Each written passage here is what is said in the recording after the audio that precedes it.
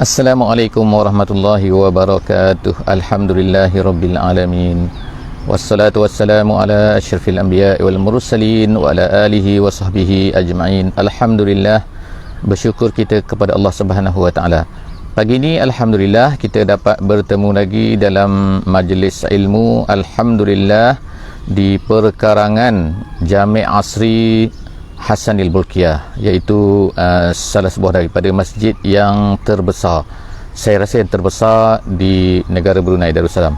Alhamdulillah, masjid ini telah dibina oleh Sultan Haji Hasanil Bolkiah, yang merupakan pemerintah Sultan Raja di negara Brunei Darussalam sekarang. Dan kepada tetamu-tetamu, kepada orang-orang yang akan menziarahi negara Brunei Darussalam, jangan lupa untuk menziarahi tempat ini.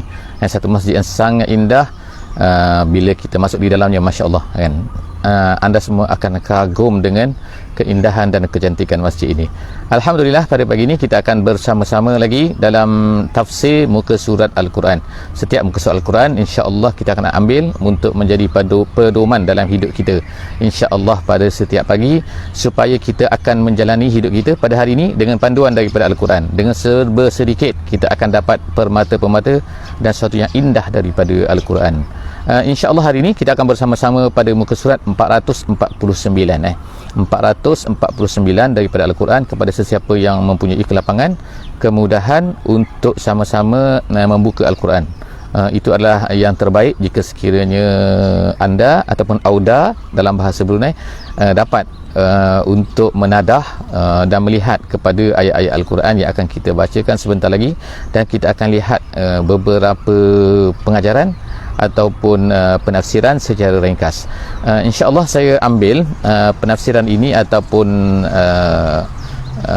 penjelasan kepada setiap ayat dalam muka surat ini daripada 3 buah buku yang besar. Yang pertama sekali ialah daripada buku tafsir Jalalain, dan yang kedua daripada tafsir Al-Wasit yang ditulis oleh, yang dikumpulkan, yang ditulis oleh Syekh Said At-Tantawi, bekas mufti Mesir dulu, dan yang ketiganya ialah daripada Khawatir yang ditulis ataupun yang dibicarakan oleh Syekh Asy-Sya'rawi, salah seorang daripada ulama Mesir yang hebat pada satu ketika dulu dan mempunyai keseluruhan recording penafsiran Al-Quran, Khawatir Al-Quran, yang disiarkan di kebanyakan daripada negara Arab. Alhamdulillah, hari ini insya-Allah 449 ayat akan kita baca ialah surah Saffat, masih lagi surah Saffat daripada ayat 77 sehingga ayat 102, 77 sehingga ayat 102 insya-Allah. So marilah bersama-sama kita insya-Allah. Cerita kita pada hari ini adalah 2 sahaja cerita, iaitu 2 sahaja kisah yang Allah Subhanahu wa taala bawakan kepada nabi kita, Nabi Muhammad sallallahu alaihi wasallam. Setelah daripada bercerita panjang tentang kisah orang dalam syurga, orang neraka dan sebagainya, kemudian Allah Subhanahu wa taala membawa kisah ini. Kisah yang pertama ialah kisah Nabi Nuh alaihi salam, dan kisah yang kedua ialah kisah Nabi Ibrahim alaihi salam. Kedua-dua kisah ini dan juga sebagaimana kisah-kisah dalam tempat yang lain, dalam ayat yang lain, Allah Subhanahu wa taala adalah untuk memberi tasliyah ataupun untuk memberi gambaran, untuk menceritakan kepada nabi kita, Nabi Muhammad sallallahu alaihi wasallam, bahawa apa yang dibuat oleh Nabi sallallahu alaihi wasallam sebenarnya, apa yang dihadapi oleh nabi kita Nabi Muhammad sallallahu alaihi wasallam sebenarnya juga telah dihadapi oleh nabi-nabi terdahulu. Jadi nabi-nabi terdahulu ini dipanggil oleh Allah Subhanahu wa taala, digelar oleh Allah Subhanahu wa taala sebagai satu istilahnya munzir. Munzir ni artinya ialah seorang yang memberi peringatan kepada kaumnya, dan nabi ini adalah salah seorang daripada munzir kepada umat Nabi Muhammad, kepada umat baginda sallallahu alaihi wasallam sehingga hari kiamat. Jadi oleh kerana itulah kita tengok di sini, iaitu apa ni kan, 2 kisah-kisah yang diceritakan oleh Al-Quran ini sebenarnya adalah semuanya kisah-kisah tentang dakwah yang dilakukan oleh nabi-nabi terdahulu. Tidak semua diceritakan oleh Allah. Di dalam Al-Quran Allah Subhanahu wa taala menceritakan 25 orang rasul. 25 orang rasul, yang mana rasul-rasul ini akan bercerita akan melakukan dakwah mereka, dan Allah Ta'ala ceritakan kepada kita semua, kepada Nabi Muhammad SAW untuk menjadi pengajaran kepada Nabi kita SAW, dan juga kepada kita semua yang akan melaksanakan yang akan menceritakan dakwah ini, menceritakan Islam ini kepada seluruh manusia di atas dunia ini. Itu adalah merupakan tanggungjawab kita. Jadi insya-Allah kita akan bacakan selepas daripada Allah Subhanahu Wa Taala menceritakan sedikit pada muka surat sebelum daripada ni, iaitu muka surat 448. Allah ceritakan tentang sedikit yang kita telah baca, iaitu kisah Nabi Nuh alaihissalam. Nabi Nuh ini dia telah, setelah dia menyeru kepada kaumnya selama 950 tahun, satu masa yang sangat lama. Jadi selepas dari akhirnya dalam kisah dalam surah Nuh kita boleh jumpa perkara ni. Selepas daripada tu, maka dia akhirnya berdoa kepada Allah Subhanahu Wa Taala. Berdoa apa? Iaitu la tazar, maknanya jangan tinggalkan ya Allah di atas dunia ini seorang pun daripada orang kafir. Jadi Allah Subhanahu Wa Taala sebutkan di sini bahawa Allah Ta'ala menyahut seruannya, memenuhi seruannya, memenuhi permintaannya. Maka Allah Subhanahu Wa Ta'ala ceritakan di sini. Jadi apa yang diceritakan di sini iaitu a'udzubillahi minasyaitonirrajim. Pada muka surat ini kita akan baca insya-Allah, wa ja'alna zurriyyatahu humul baqin. Allah Subhanahu Wa Ta'ala sebutkan sini iaitu, dan kami jadikan zuriatnya humul baqin, iaitu dia zuriatnya itu saja yang tinggal. Jadi atas dunia ini pada masa tu semua orang yang mendustai Nabi Nuh AS, dan dikatakan oleh setengah ulama bahawa tak ada lagi manusia yang tinggal.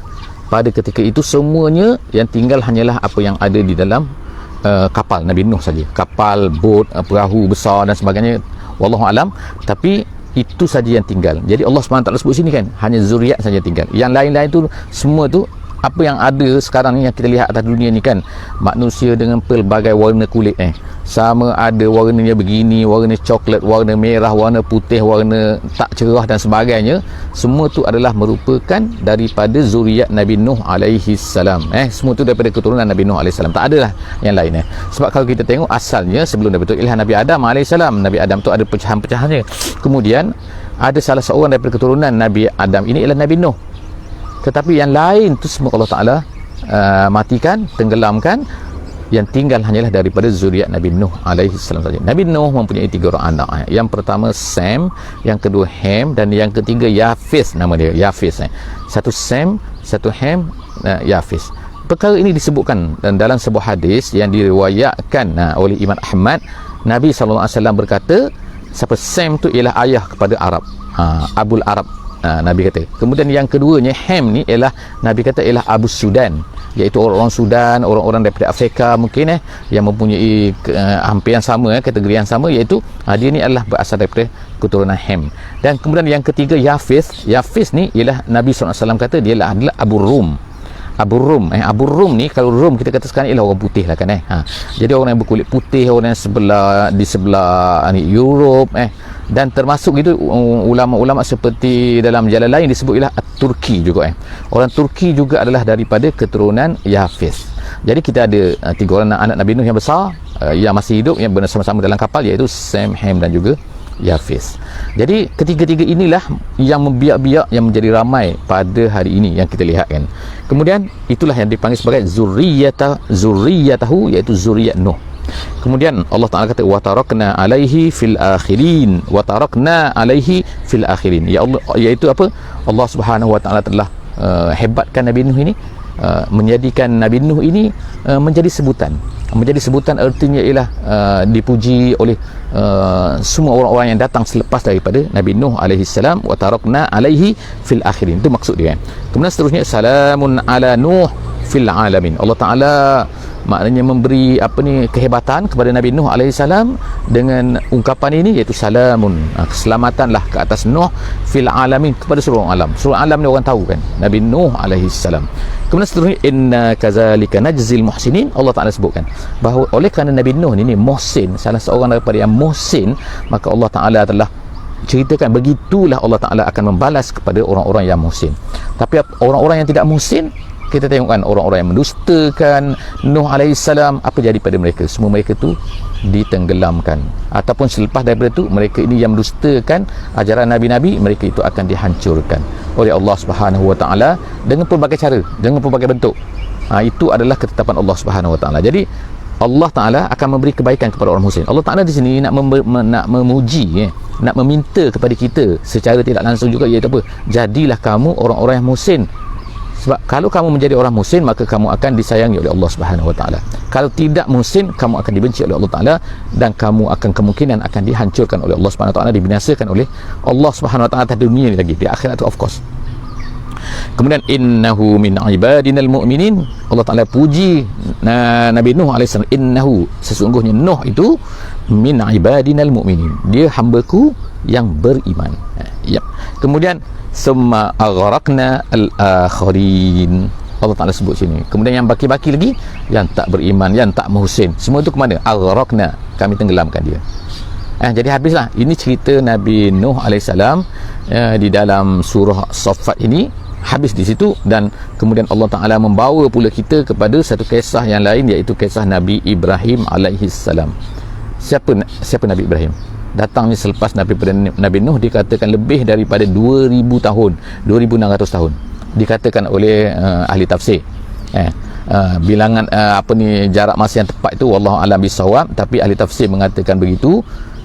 Memang pada masa tersebut, kalau kita katakan bahawa 2000 tahun itu sebenarnya tidaklah satu masa yang lama, tetapi kalau ikutnya lama lah. Kenapa? Kerana umur Nabi Nuh AS semua dah 1000 kan, dah 1000 tahun kan. Jadi 1000 tahun, 950 tahun dia berdakwah, dan kemudian 1000 tahun, kemudian ada lagi 1000 tahun kemudian, dan begitulah seterusnya. Jadi Allah Subhanahu Wa Ta'ala sebut sini, seterusnya ialah cerita tentang Nabi Ibrahim AS. Allah Ta'ala cerita tentang Nabi Ibrahim di sini ialah nak ceritakan bagaimana sikap Nabi Ibrahim AS berdepan dengan orang-orang kaumnya, iaitu kaumnya kan. Jadi banyak tempat insya-Allah kita akan dapatikan kisah Nabi Ibrahim AS ini di tempat-tempat yang lain juga, dalam surah-surah yang lain juga kan. Cuma dalam surah ini dia akan ceritakan satu part daripada kisah, dalam bentuk yang berbeza lah. Jadi oleh kerana itulah maka kita tak akan jemu bila membaca kisah Nabi-Nabi ni. Ada di sini dah kisah ni, cerita di sini cerita Nabi Adam ni, cerita Nabi Nuh, cerita Nabi Ibrahim, berapa kali dah cerita Nabi Nuh, tapi di setiap tempat tu Allah SWT bercerita, bila menceritakan sebenarnya adalah berbeza, daripada angle yang berbeza. Jadi sebab itulah kita perhatikan apakah yang hendak diceritakan oleh Allah Subhanahu Wa Ta'ala di dalam muka surat ini, muka surat 449 ni, tentang Nabi Ibrahim AS. Jom kita dengar. Wa inna min syi'atihi la Ibrahim, Allah Ta'ala kata, dan wa inna min syi'atihi. Syiah sini ada perkataan syiah sini kan. Perkataan syiah ni sebenarnya daripada bahasa Arab. Penggunaan bahasa Arab memang syiah ni nak maksud dia ialah a'wan, artinya a'wan ni ataupun al-atba'. Yani a'wan ni ialah pembantu ataupun atba' iaitu pengikut ataupun orang yang mempunyai bentuk yang sama. Syiah tu syiah kan. Syiah ni maknanya orang yang membawa satu benda yang sama. Apa yang dibawa, persamaan yang ada di antara Nabi Nuh juga Nabi Ibrahim, iaitu mereka membawa asluddin. Kata ulama dalam tafsir jalan lain, asluddin artinya ialah mereka membawa asal agama yang sama, iaitu membawa manusia ini kepada Allah Subhanahu Wa Ta'ala. Jadi oleh kerana itulah maka kita akan tengok di sini bahawa apa kan, bahawa Nabi Nuh dan juga Nabi Ibrahim mempunyai dakwah yang sama kan. Sebab apa? Jadi sebab tu digunakan sebagai perkataan syiah. Yang digunakan sekarang ni, yang orang syiah tu kan, yang berlaku di negeri-negeri yang sebelah Iran dan sebagainya itu kan, golongan syiah tu ialah kerana mereka inilah menjadi penyokong kepada Sayyidina Ali. Mereka ni adalah a'wan kepada Sayyidina Ali, sebab tu digelarkan sebagai syiah. Jadi ini syiah dari sudut bahasa kan, syiah dari sudut bahasanya, iaitu apa? Allah Subhanahu Wa Ta'ala sebut bahawa Nabi Ibrahim ini adalah syiah kepada Nabi Nuh AS. Jadi jangan terkejut sebab perkataan syiah sini artinya adalah penolong ataupun pembawa ataupun mereka yang membawa, menyerupai dengan Nabi Nuh AS, itu ialah syiah. Wa min syiatihi, Allah Ta'ala kata min syiatihi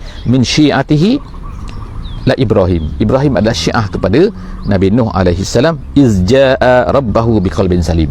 Ketika Nabi Ibrahim ini datang kepada Allah dengan hati yang salim. Jadi di dalam tafsir disebutkan kan, kenapa digunakan perkataan mendatang dengan hati. Jadi dalam bahasa Arabnya bila kata datang dengan hati, artinya ialah ikhlas maksudnya, iaitu tidak ada sebab lain, datang kepada Allah. Perkara yang kedua yang disebutkan oleh Syekh Sya'rawi berkenaan dengan ayat ini ialah Allah Subhanahu Wa Ta'ala menggunakan perkataan ja'a rabbahu, artinya dia datang kepada Tuhannya, iaitu apa? Kita ni mesti mencari, dia kata, bukan kita ni yang dicari sepatutnya. kan. Kita sepatutnya mencari masjid bukannya tunggu masjid datang rumah kita. Bukan kita patutnya mesti mencari kebenaran tu. Janganlah kita ni menunggu orang datang bercerita kepada kita kan. Kita malas mencari. Jadi ini adalah dia kata perkara yang disebutkan, yang digunakan, lafaz yang digunakan oleh Allah Subhanahu Wa Taala di sini kan. Jaa Rabbahu, dia datang kepada Tuhannya. Jadi kita mesti mencari kebenaran. Kita mesti belajar tu kan. Sebagaimana kata Imam Malik, dia kata apa? Dia katakan al ilmu ya'ti wala yu'ta, al ilmu yu'ta wala ya'ti. Ilmu ni mesti didatangi, bukannya ilmu tu mendatangi. Itu kata Imam Malik apabila diminta oleh pemerintah pada masa tu supaya pergi mengajar di rumah dia. Di rumah di rumah sultan, di rumah pemerintah pada masa tu, governor di Madinah kalau tak salah saya kan. Tetapi dia kata tak, dia kata nak belajar datang kat sini, bukannya aku yang kena pergi. Itu kata Imam Malik. Jadi di sini ialah itu kita kena usaha, artinya iaitu kita mesti berusaha untuk mencari sesuatu yang baik, untuk mendapatkan sesuatu yang baik. Kemudian iz qala li abihi wa qaumihi maza ta'budun, dia berkata, Nabi Ibrahim ni berkata kepada ayah dia dan kepada kaum dia, kamu ni sembah apa? Jadi dalam di sini kan, dia gunakan perkataan li abihi, dia berkata kepada ayahnya. Dalam Al-Quran, kisah di antara Nabi-Nabi dan ayah ni kan ada 10 tempat disebutkan. 10 tempat dalam Quran disebutkan, dan satu tempat sahaja yang menceritakan tentang Nabi Yusuf. 9 tempat lagi menceritakan, 9 ayat yang menceritakan tentang Nabi Ibrahim AS. Jadi maknanya Nabi Ibrahim dan ayah dia ni sangat banyak diceritakan oleh Allah Subhanahu Wa Taala, dan tidak disebutkan nama kecuali sekali. Jadi maknanya daripada 9 kali tu, 9 tempat dalam Al-Quran, 8 kali tidak menyebutkan nama, tapi satu tempat disebutkan nama ayahnya, iaitu Azar. Jadi ulama-ulama tafsir telah bincang mengenai apabila satu perkataan nama alam tu Azar tu, alam itu nama manusia lah kan, nama yang khas, nama khas tapi Abi itu nama am, ayahnya. Jadi ini menunjukkan bila disebut sekali saja, maka itu menunjukkan apa? Menunjukkan bahawa Azar tu sebenarnya ialah bukan ayahnya. Ayahnya yang sebenarnya ialah lain dan tidak disebutkan namanya, tapi Azar itu ialah bapa saudaranya sahaja. Jadi itu adalah pendapat yang kuatlah di kalangan ulama, walaupun ada perbincangan di sini yang panjang, tapi kita ambil kesimpulan di sini ialah apa kan, bahawa dia tak sebutkan nama ayah tu kan.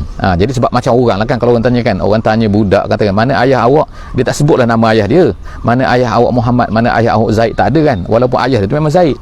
Begitulah. Jadi Azar tu ialah sebenarnya bukan ayah dia, kerana ulama kata dari segi bahasanya bila disebutkan nama seorang tu dan diserta li abihi Azar seperti dalam satu ayat tu, maka itu menunjukkan bahawa Azar itu sebenarnya bukan ayah dia yang sebenar. Tapi kenapa gunakan perkataan abi, perkataan ayahnya? Kerana itu memang lumrah bahasa Arab. Apa ayah tu ialah, kalau ayah saudara pun dipanggil sebagai abi juga, sebagai ayah juga. Kemudian dia berkata, jadi apa yang dikatakan oleh Nabi Ibrahim ni? Dia kata ifkan alihatan dunallahi turidun. Ifkan ini ialah ifkun lah. Ifkun ni mengada-ngada satu benda yang tak betul. Satu benda yang macam ni dibalikkan, dipusingkan macam ni kan. Jadi satu benda itu tak betul kan. Jadi bila itu tak betul kan, jadi Nabi Ibrahim ni berkata kepada kaum dia, kamu ni nak mengarut nak mengatakan Tuhan selain daripada Allah. Macam itulah maksud dia lebih kurang kan. Jadi kalau ikut dalam bahasanya aturidu ifkan alihatan dunallah, katakan kamu ni nak mengarut, nak cerita ada Tuhan selain daripada Allah. Jadi apa dia katakan, fama zannukum birabbil alamin. Lepas tu Tuhan yang pencipta alam ni pula kamu nak letak di mana? Begitu kan contohnya kan. Ataupun ada satu tafsiran lain, dia kata habis tu nanti apa akan tindakan yang akan dikenakan kepada kamu? Apakah kamu tak takut ke azab yang akan dikenakan oleh Allah Subhanahu Wa Taala terhadap kamu kalau kamu cakap macam ni, kalau kamu ambil Tuhan selain daripada Allah ni? Itu apa maksud fama zannukum birabbil alamin. Sekejap je, okey, insyaAllah. Kemudian fanazara nazratan fin nujum, Nabi Ibrahim pun melihatlah ke langit, dan dia melihat kepada bintang-bintang. An-nujum tu bintang-bintang. Kalau an-najmu bintang, satu bintang. Bila an-nujum ialah banyak bintang. Jadi dia pun melihat ke langit. Nazara nazratan. Nazara nazratan ini ikut dalam bahasa Arabnya bukan melihat sekejap, bukan melihat tunduk, bukan tapi nazran melihat dan menenung dan melihat ke langit tu kan, melihat lama-lama.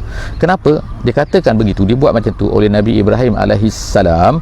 Kerana pada kaum dia pada masa tu ialah mereka ni percaya kepada apa-apa yang di langit. Kalau sekarang ni kan zodiak dah macam-macam sekali kan kepercayaan kepada nu.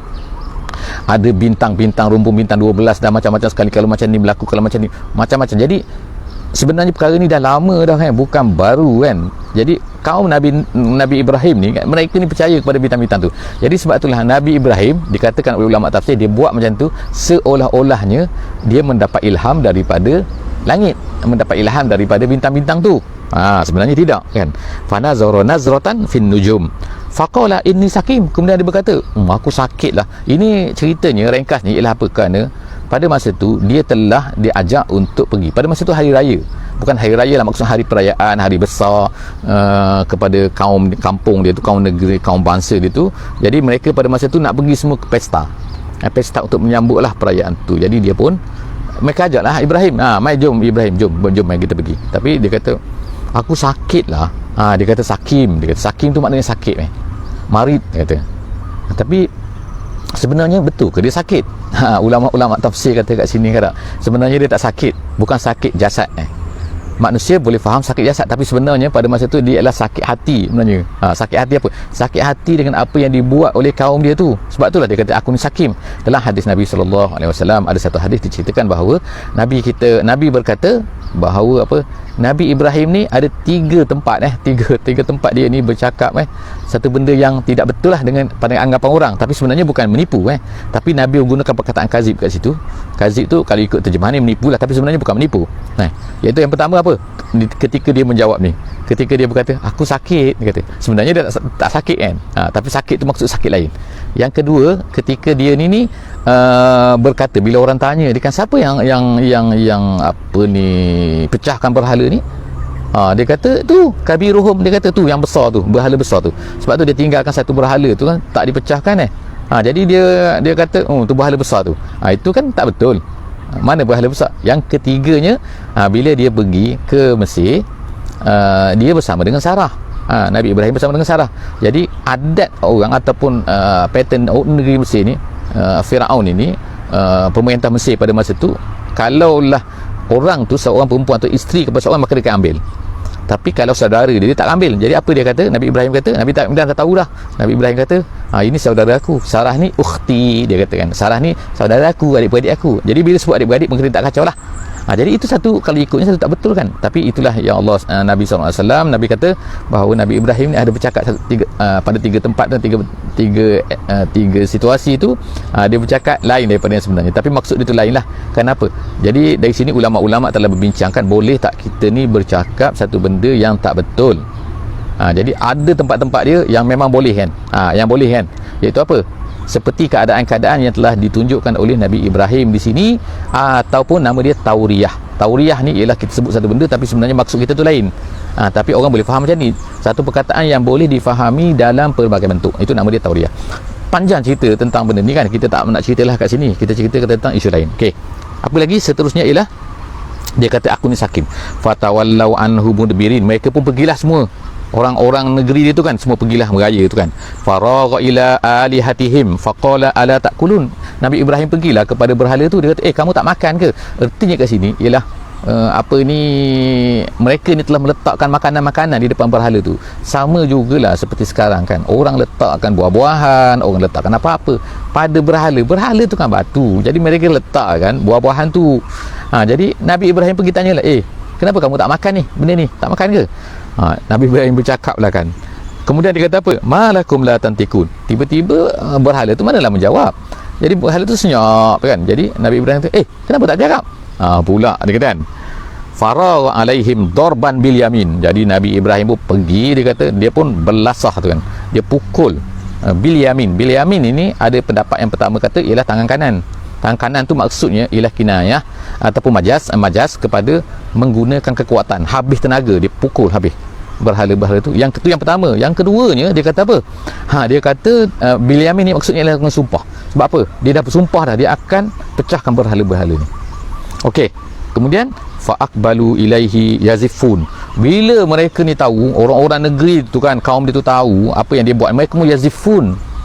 Yazifun ni maknanya datang dengan cepat kepada tempat berhala-berhala mereka tu. Qala ata'buduna ma tanhitun. Jadi ceritanya ada tempat lain lah cerita kan. Ditanya kenapa ni, siapa yang pecahkan, kamu pecahkan ni.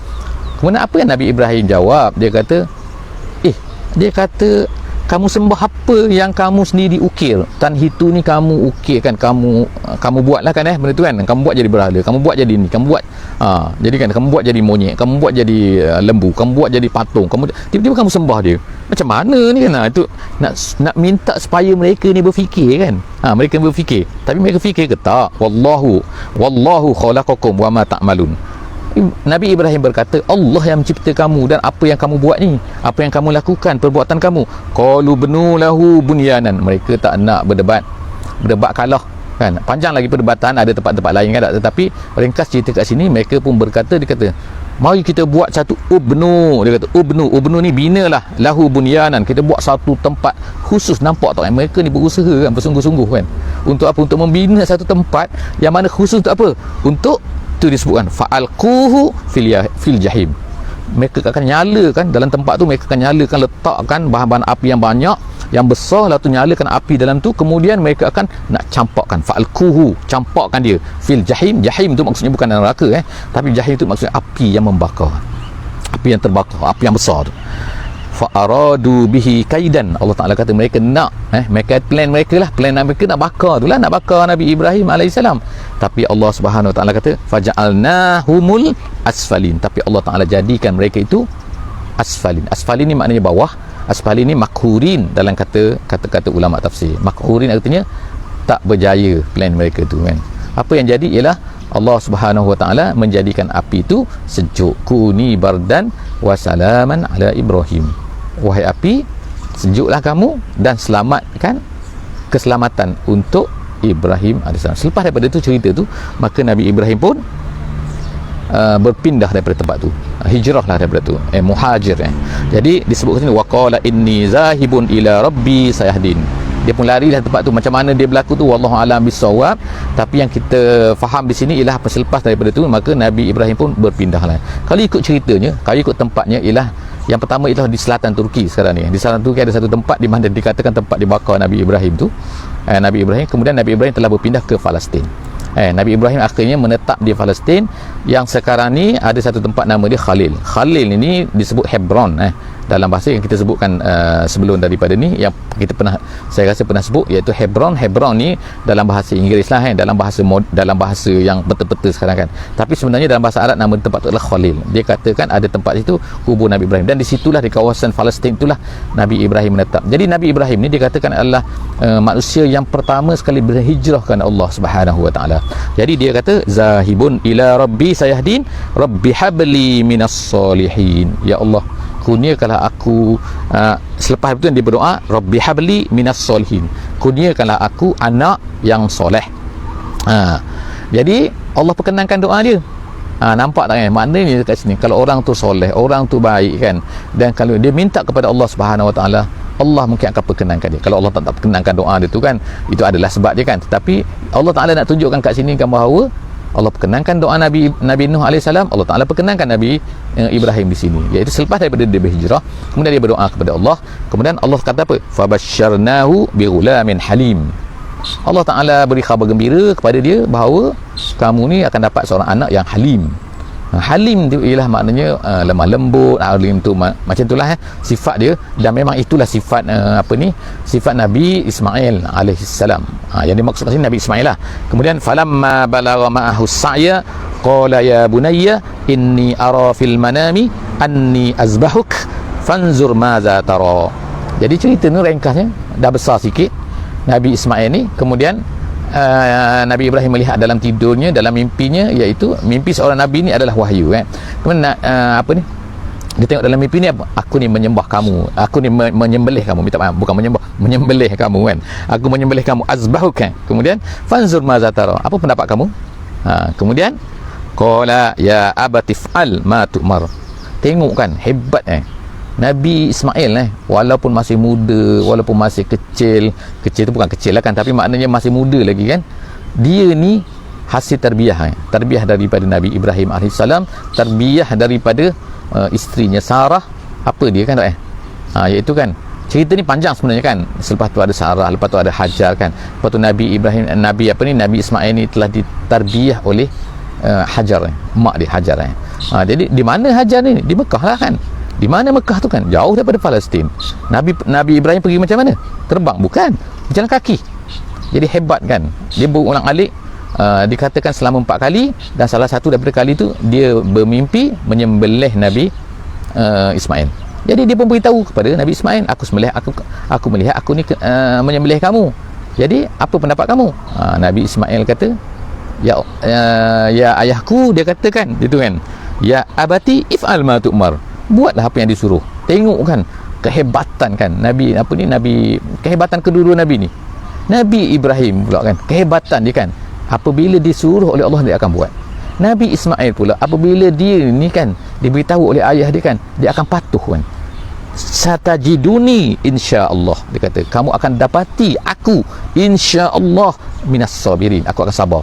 Kena sembelih ni bukan kena potong tangan ke, bukan potong kaki ke, ataupun cucuk ke, atau cubit, bukan. Sembelih ni. Jadi apa cerita selepas daripada tu? InsyaAllah kita akan masuk esok, insyaAllah muka surat 450, insyaAllah akan bersama-sama lagi kita sambung cerita tentang Nabi Ibrahim ni. InsyaAllah kita tak lama dah, insyaAllah kita ada 3 muka surat lagi daripada surah Safat ni. Agak panjang sikit surah Safat ni, tapi insyaAllah moga-moga kita akan dapat pengajaran daripada cerita ni. Dan jangan lupa insyaAllah siapa-siapa yang ada melihat video ni kan, yang melihat rakaman ni kan, sila share dengan kawan-kawan share di link-link diorang, insyaAllah kan, share di Facebook diorang share ramai-ramai supaya semua manusia atas dunia ni kan dapat manfaat semua kawan-kawan kita yang ada, yang menjadi friend kepada you all semua kan, akan mendapat link ini, dan juga akan bersama-sama lah untuk mendapat. Mereka nak tengok tak nak tengok tu terpulang lah pada mereka kan, tapi at least inilah usaha kita kan, itu usaha untuk mengesharekan dengan kawan-kawan, mengesharekan dengan siapa saja, mengesharekan dalam Facebook, mengesharekan dalam WhatsApp, mengesharekan link-link kita ni dalam Telegram dan dalam semua grup-grup kita, insyaAllah. Terima kasih semua kepada mereka yang bersama pada pagi ni. Aku qouli hadza wa astaghfirullahalazim li wa lakum wa billahi taufiq wal hidayah. Wassalamualaikum warahmatullahi wabarakatuh. Subhanakallahumma wa bihamdik, nashhadu an la ilaha illa anta, nastaghfiruka wa natubu ilaik. Bismillahirrahmanirrahim. Wal 'asri innal insana lafi khusr illa allazina amanu wa 'amilus solihat wa tawasaw bil haqqi wa tawasaw bis sabr.